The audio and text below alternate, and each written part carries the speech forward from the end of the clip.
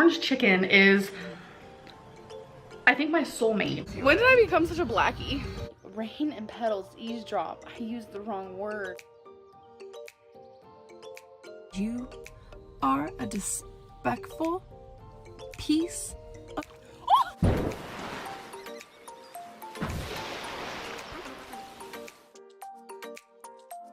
Hey girls, welcome to another video. This one will be covering Becky's recent video, 2 million years later. I put out a couple polls asking what kind of commentary people would like to hear for it. As you can see, people were kind of torn, so to give an idea of the type of commentary in this video, in the beginning I start out making some Amber references or comparisons, but as I got deeper into the video, I realized just how serious Becky's situation is, and I focused on her more. I will admit, commentary on personal stuff may be out of my league currently, but please give me feedback, good or bad, of how the commentary for this video was. With that said, thank you so much for watching and for your support, and let's get into the video.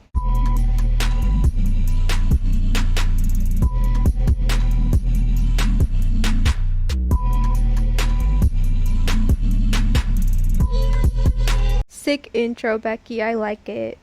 Hey everybody, it's been a long time.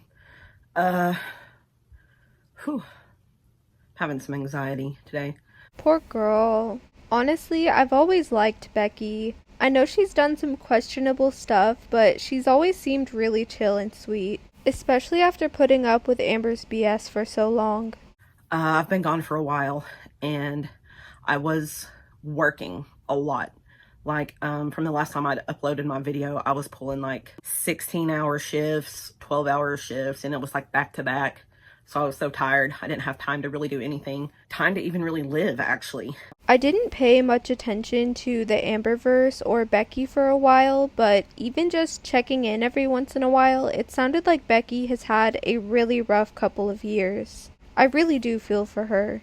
And January, I ended up losing my job, and my depression and anxiety had gotten so bad at that point. I went and spent 5 days on the 5th floor of the hospital, which is a psych ward. She is honestly brave to open up about this stuff. I don't want to drag Amber into this since I feel that Becky needs to be heard without Amber being the main topic, but I just wanted to say this is what vulnerability looks like. Not Amber's pity party BS. She always urged me to exercise and to eat healthy and do right. And it's like, if I do that now, I'm gonna feel so guilty. Because it's like, why did I do that when I was with her? So it's like, I have this like guilt feeling. And I know I need to talk about it in therapy. If anyone deserves praise for vulnerability, it's Becky. And we're only a minute and 20 seconds into her video. That stay didn't help anything at all. So whenever I got out of that, I started immediately looking for another job instead of trying to focus on my mental health because I was, I had to pay bills. I ended up getting another job, and it was the same thing. Basically, I was working 6 days a week. Never really had time to do anything. Never had time to enjoy anything. It's probably so physically and mentally draining. She was already going through a mental crisis and knew she needed a break, but she knew that if she took a break, she'd be struggling to pay bills and have basic necessities. And that probably just added to the stress, the never-ending cycle of just trying to live somewhat comfortably. And it got so, it was pretty bad things that happened at that job. Like, I was getting kicked in the shins every day, grabbed by the throat. Yeah. So I really couldn't take it there anymore. So I quit there and came back to my old job, and still 16-hour shifts. I don't know, but I've got to pay my bills. I've got to be able to take care of myself. You can just tell how genuine and transparent she's being here. She just seems so tired, and I really do hope she's doing okay. She's been through so much, and these recent experiences are awful. Becky does deserve some support, and hopefully she has a closer support system of family and friends around her as well. Recently, I just moved. I moved in with a roommate. He's a really good friend of mine, and we work at the same place together. Something else happened within that time, too. I bought a car in November. They told me, we will send you your license plate and your tags in the mail. So I waited and waited And I called them and they said, we haven't got to it. We're trying to get to it. Just give us some time. My temp tags ran out and I got pulled over and I was given a citation and a court date. I was told if I paid the citation off, I wouldn't have to go to court. I went to pay the citation off and the officer put an entirely different car on the citation. I had to call him back and he said, I'll get it fixed. Don't worry about it. I took that as he was going to fix it all. I wouldn't have the court or anything like that. So I didn't go to court. I ended up backing into my coworker at work and we had to call the cops. And when they came, they were like, you have a bench warrant. So they had to take me in, get me fingerprinted, mugshot. My dad got me out that day. Like, I didn't have to go sit in a cell or anything. Me getting arrested caused me to lose my insurance. And I still don't have my insurance. So I've been without one of my medications for a while. It's loricidone. I'm on 3 different antidepressants. I take loricidone, sertraline, and mirtazapine. So my anxiety and depression has been like out of control lately. And it's like, I expect almost nothing but bad things to happen. I can't even imagine just the overall dread she's been feeling over the past couple years. Even without depression and anxiety on top of it, all of this would already be hard to deal with. She has such a strong willpower and mindset. She's worked hard to grow from her experience with the toxicity that is Amberlynn Reid. If Amber had even a third of the drive Becky did, maybe she wouldn't be so pathetic. I just weighed myself. I am a little bit shocked. Not gonna lie. I just feel super pathetic. So I weighed in today at 537.0. I'm really sad about that. Amber may be quote unquote thriving when it comes to money or being able to relax all day, but Becky thrives in a different way. Obviously, Becky is still dealing with a lot, but she is thriving in her strong will. She is thriving in her ability to be able to move on from things and actually grow as a person. Becky's work ethic and personal growth through everything she's had to go through is impressive. And I think that's why my anxiety is so high, because it seems that I always get the crappy end of the deal. But I've just been insanely depressed. These last few months have been just nothing but struggle after struggle after struggle. And it's about all I expect anymore. It's just a struggle. Sorry if what I'm saying at these parts gets repetitive. Responding to personal things is a bit hard for me, I guess, since I'm socially awkward, but I hope Becky knows she will always have support and things will hopefully eventually level out and get better. She really does deserve a break, and I hope she doesn't feel pressured into sharing these things with us. She doesn't owe us anything. Make sure you girls show her some support too if you would like to. And trying to get my brain in the right mode to just simply exist is sometimes it's just an absolute struggle. Like even with me sitting here right now talking, I'm just so anxious. And as far as talking about my ex, I don't know if I can date ever again, because I've just got so much trauma and PTSD, coming out of that. I feel I'm ruined from being in relationships. Amber really did put her through a lot. It's so easy to sit here and say, Becky is an adult, she should have just left. And everyone should realize at this point that it isn't that easy. Sometimes you have to be away from the relationship and the brainwashing and the manipulation for a bit before you can fully understand how toxic of an environment you were in or how toxic your partner was. Some responsibility can be put on Becky, but do not victim blame her. We've all seen how controlling and manipulative Amber is, and we've seen the mental and verbal abuse on camera as well. Eyeliner adjuster. Y'all, she did her makeup today. Huh? Somebody thought that you had dirt on your face. You actually think that was serious, babe? I know they're not serious. Did you take your medicine today? No, I didn't. Okay, go take that. I can tell. I can totally tell you did not take your medicine. I care about you, so take that real quick. Thank you, Damien. How was that rude? Oh my god, how was that rude?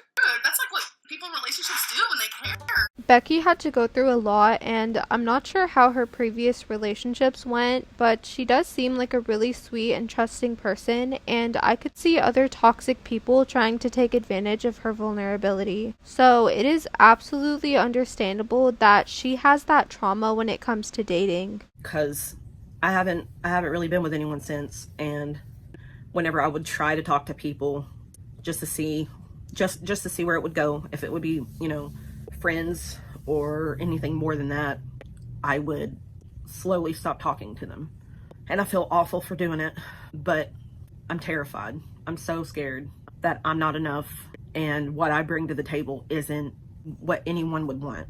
So many people feel like this, and you are not alone, Becky. Making friends with people is hard as is, especially when you're afraid you aren't enough. And you don't want to lose that person that is trying to become your friend, but you find yourself moving away from them because you feel like you aren't good enough for them to want to stick around anyways. I'm speaking from personal experience, but I can't imagine how Becky is feeling while this is going on, along with everything else on top of it. It sounds like she's just really hurting, and I hope she can find healing. I wonder if she's going to therapy, but I know how damn expensive it is. Therapy can cost anywhere from $65 to $250 for an hour-long session on average. Something really should be done to make mental health care more available. The mental health crisis really is just worsening. I'm sorry, Becky.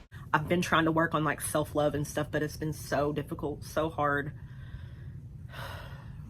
And then it's, looking at the world, and the world is going to crap, and it doesn't seem like anything is getting better.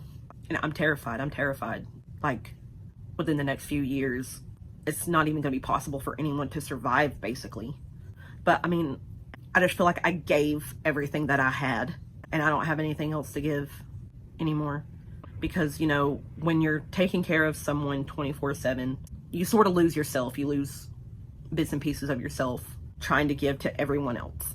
Becky really is such a caring person. She's admirable. Even while being mistreated, she took care of those toxic people because she felt that it was the right thing to do. While dealing with the toxic toddler Amber, Becky was also trying to care for her mom while her health was declining. And during this, Amber was being disrespectful toward Becky's mom too. I'm going to put it out there how Amberlynn really treated Becky's mom. I am not trying to argue with you. That is the last thing I want to do since you just got out of surgery. I don't want to cause any more stress onto you, onto Becky, onto anyone in your family, onto myself. I am just tired of the added drama onto my YouTube, and I'm tired of not being appreciated when I try to help you the best that I can. I also wouldn't be surprised if Amber was trying to prevent Becky from seeing her mom sometimes, which is so sad. Becky was under a lot of stress, but was still generous and strong enough to be offering her energy to take care of Amber. Becky, you are so strong, and I do believe you are a genuinely good person. And in that point in my life, I was isolated from a lot of people most of the time. And it really hurt some relationships. I have regrets with my mom that I'm never going to be able to fix, and it kills me. But I've been pulling away from everybody. My sisters, my friends. Things were hard before between me and my dad, but now it's like I'm not close with my dad like I wish I was. I just hope Becky knows she isn't alone in her experiences. I'm no psychologist, but there are probably a lot of complex mental reasons for why people just shut themselves off from everyone sometimes. It's like you really care for that person and you don't want to shut them off, but you just find yourself pushing them away and you can't understand why, or it's because you don't feel like you're enough for them. Finding your self-worth can be so difficult for so many people, and having toxic people around you also telling you you're worthless only amplifies it. Becky, you do matter, and so do all of you currently listening. And, he don't know anything about me. He don't really know anything about my life. And that's the way he wants it. I just feel like if he knew if he really knew who I was, he would hate me. I'm sorry, Becky. There's really not much else to say. I know people can sit here and say, "Aw, don't say that," but people need to be able to openly express their feelings like this. Don't say, "Aw, don't say that, that's not true." Instead, tell that person that you're there to listen and that you're there for them. And another thing with that, don't be afraid to express your feelings that you aren't in a good mental headspace to be able to listen to them right now. If you're feeling down yourself and you think listening to someone else's issues might make you worse, don't be afraid to admit that and offer that person other ways of help instead. So yeah, I'm really struggling. I've been struggling for the last few months. constant anxiety 24/7, like I can't get a deep enough breath. I take medicine for it, and the dose was just upped like 2 weeks ago, but I don't know if it's really helping, or if, you know, my anxiety is based on situational, because it could be. But, you know, I'm trying to get back on my feet right now. I really am. It's just a lot to try to get through. Maybe her doctor would let her branch off to other medications, but there's only so much medication can do. All we can really do is hope for her to find something that works and make sure she knows she is loved and supported. And I miss YouTube. I miss doing YouTube. I miss having fun with it. It's just so hard to find time. So hard to find time whenever you're constantly running and going for work and for other people, and you never really give yourself a moment's peace. There has to be that balance in there somewhere, but I understand that it is hard to find, especially when Becky has to worry about the cost of living and everything else. It would be nice to see her more, but she just needs to get into whatever rhythm works best for her. I'm really trying to come back from this, and it's extremely hard. And it's like the only thing I can really give myself is that I've not given up yet, though I've wanted to. This whole health scare with my thyroid, where I've lost my insurance, I've not been able to get my scans. And I've been hurting a lot in through here. Like, it's sore, it hurts to swallow sometimes, my throat's a little sore. So yeah, I'm worried about it. And, you know, a messed up thyroid can also mess with your depression and your energy and all kinds of stuff. My sister just had her thyroid taken out. My great aunt's exploded on her like a month ago. So thyroid problems run rampant in my family.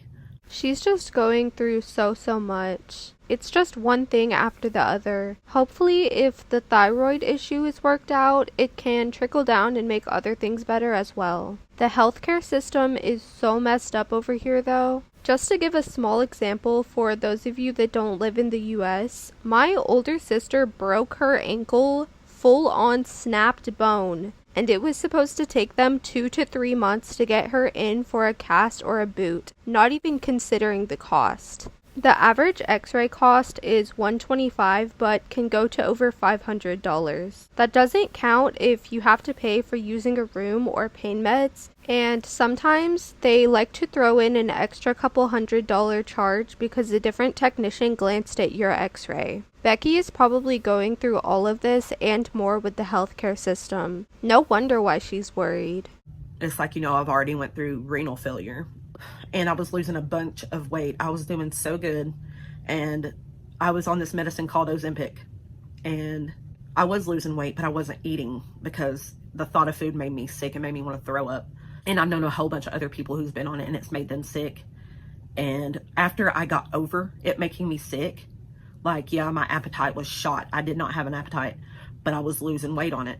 It was controlling my sugar level. Once all this happened, they were like, oh, if you have a possibility of thyroid cancer, then you cannot take Ozempic. So I took off that. I've heard a lot of good and bad things about Ozempic. Yes, it can be healthy to lose weight, but if Ozempic causes it in an unhealthy way, such as loss of appetite or throwing up what you eat, it probably just isn't worth it. And then with Becky's case, with her thyroid issues, it could have made it worse. It may have been working for her, but in the long run, it may be better that she was taken off of it. My depression's been so bad lately that everyone around me can tell. I'm just really quiet and reserved, and just so scared 24/7. Existing is difficult and living is scary, but you kind of have to do both. You have to. I mean, there's really not much of a choice but to try to keep going when you don't have anything keeping you going forward. It's good that she's trying to have a determined mindset. I wish we could all just give her a big hug and make all of her issues go away, but of course it's never that easy. And my great niece was born recently, and she was only 24 weeks, and she's been struggling bad. She's been struggling, and she was born the beginning of July, and she's still in the hospital, and they're saying that she could be in the hospital up until October or November. So that's got me stressed out too. My other sister's just really going through a lot, and I'm worried about her, and I just feel like there's not a day where I'm not worried.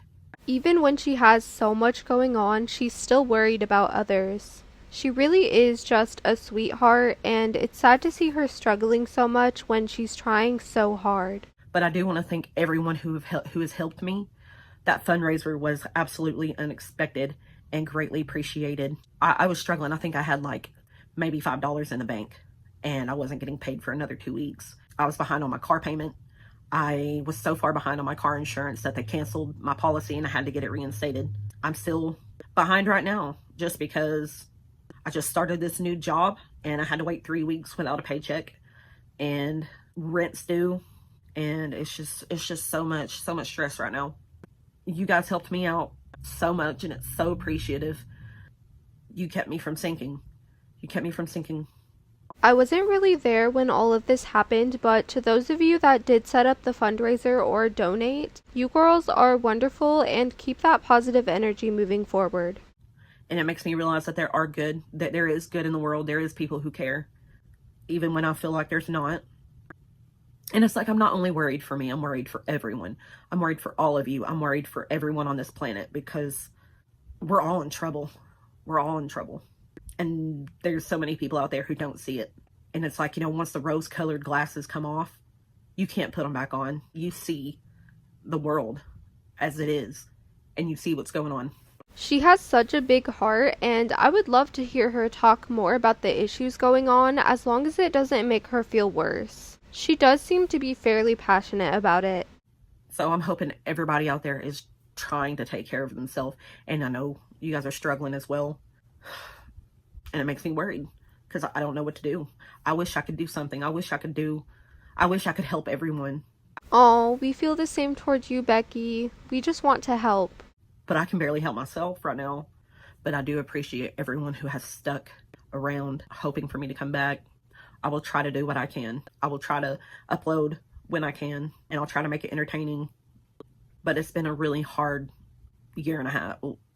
Yeah, year and a half. It's been a really hard last 3 to 4 years, if we're being honest.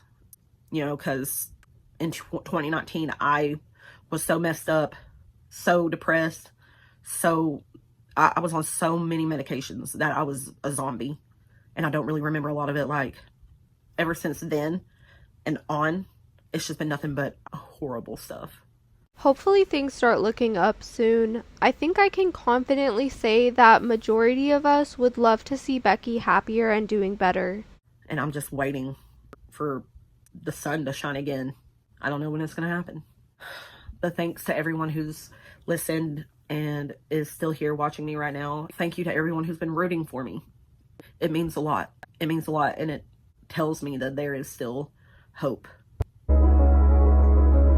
So thank you guys, and I will see you next time. I'm not sure exactly how to end this video without being repetitive, but as I said, I do genuinely hope Becky can feel better soon. Let me just list the things Becky has said she's been dealing with recently so that we can get the full picture. PTSD and trauma from previous relationships, working 6 to 12-hour shifts daily to have enough money to get by, car issues and a citation causing loss of insurance. Not having insurance causes her to not be able to afford a medication she needs. Not having medication causes even worse depression and anxiety. Thyroid issues, and because she doesn't have insurance, she can't pay for the scans and care that she needs for her thyroid. Family members struggling, causing her to worry for them. And worrying about everyone in general because she knows that bad things are going on in the world. If I missed anything, let me know. I really do hope she's able to get the help she needs soon. It's ridiculous that a major wall for people needing help is money. Money should not determine whether or not someone is able to receive help that they may desperately need. Money is materialistic, but life is everything. Becky, I know you probably won't see this, but I speak to you anyways. I wish and hope nothing but the best for you. You are so strong, and you have so many people that love and care about you. Thank you all so much for watching and for the support. Please go show Becky some support as well. You matter, and I hope you have a great day. Bye!